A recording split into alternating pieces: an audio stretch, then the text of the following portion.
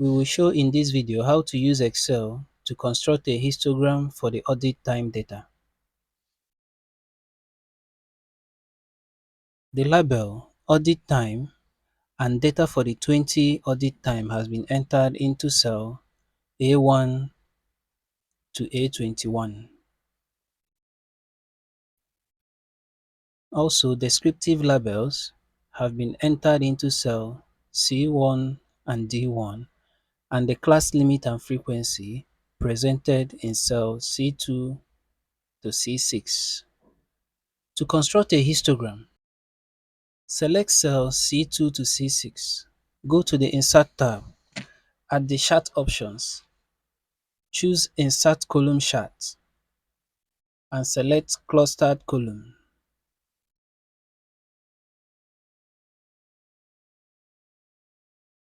In the Chart title box, rename to Histogram for Audit Time Data.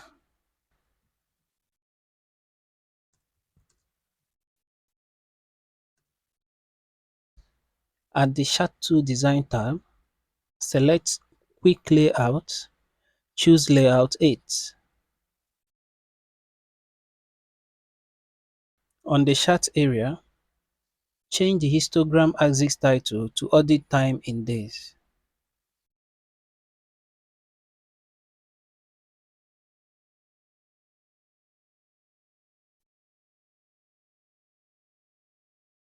And the vertical axis title to Frequency.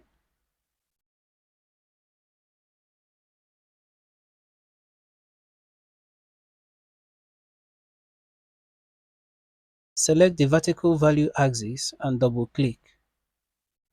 At the axis option, change the bounds maximum value to 10 and the units measure value to 2.